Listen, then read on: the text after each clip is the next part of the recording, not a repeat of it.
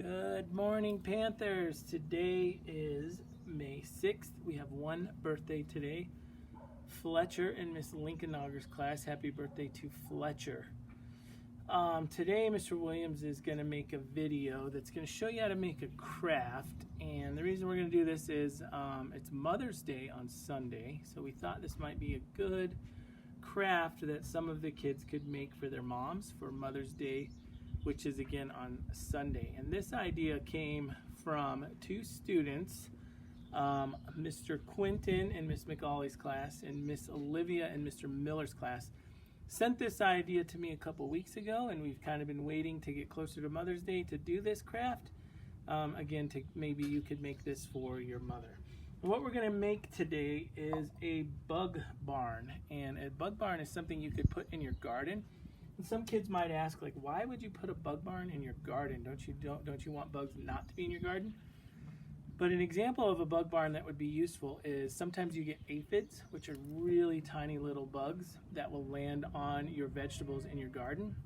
And you can order or buy ladybugs, which eat aphids. And then if this is a case, you could have the hotel for the ladybugs to place in there, and then they could have a place to stay in your garden and live, and then eat all of those bugs. Because sometimes we don't want bugs in our garden, but like sometimes you do want bugs in your garden, like ladybugs. So the materials that you're going to need for this is a clay pot, like about this big or a little bit bigger.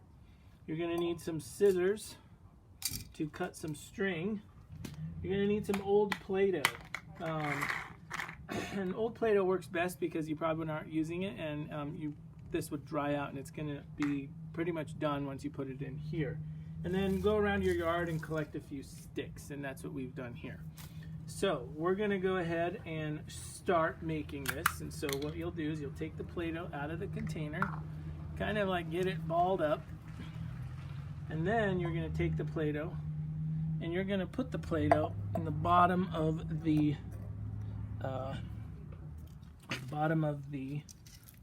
pot. Then take a piece of twine or a piece of string. You might want to do this first, and we need to create like a little anchor. And this little stick here is going to be our anchor. When we hang this pot upside down, we're going to hang it from the string, and we're going to want the anchor to support the pot. So here's our little anchor, and we're just going to fish this string through this hole. And now this anchor, see, we'll hold that up there like that. Okay, so we'll turn this back over. We'll get the rest of the Play-Doh out. Oh, this one's really kind of dry, so I'm not sure this is going to work, but we'll go ahead and give it a try. I'm going to stuff that Play-Doh in there. Oh, this one's dry too. See, this Play-Doh's perfect because it's almost too dry to play with, so this will be a good use of this Play-Doh. And then we're going to jam that in there, and then we'll recycle these little plastic containers. We have one more container. We're going to make that malleable, and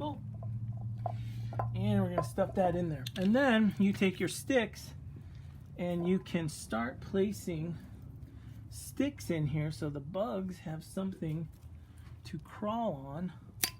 Oh, that Play-Doh that I used is flavored, so it smells like blueberry and cherry and like lemon. It's weird.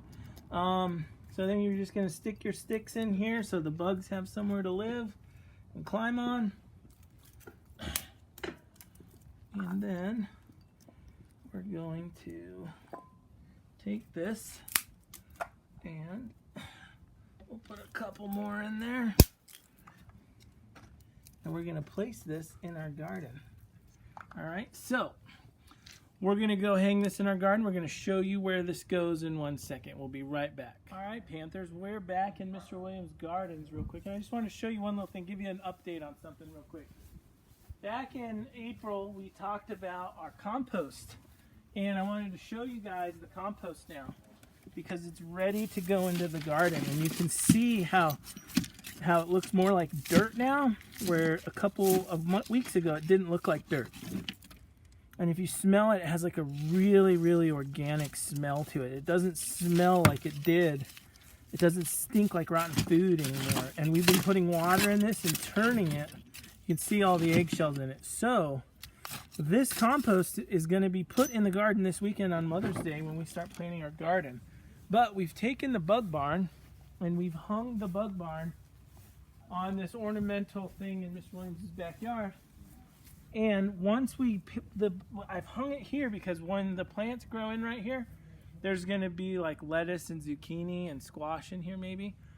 And when we get the bugs that are bad for the garden, we'll buy the ladybugs, and I'll hope that the ladybugs will crawl into the bug hotel and then eat all of the aphids. And eventually there will be lots of vegetables in here, and this bug barn or this bug hotel will help us kind of alleviate or mitigate or get rid of a lot of those pesky bugs that we don't want in a natural way without using chemicals, and we'll let nature handle those bugs.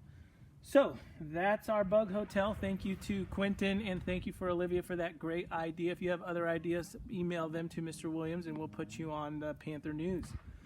Like I always say to all the kids, practice that Leonard profile at home. Love your mom and dad, love your brothers and sisters, take care of each other in this time, and go Panthers.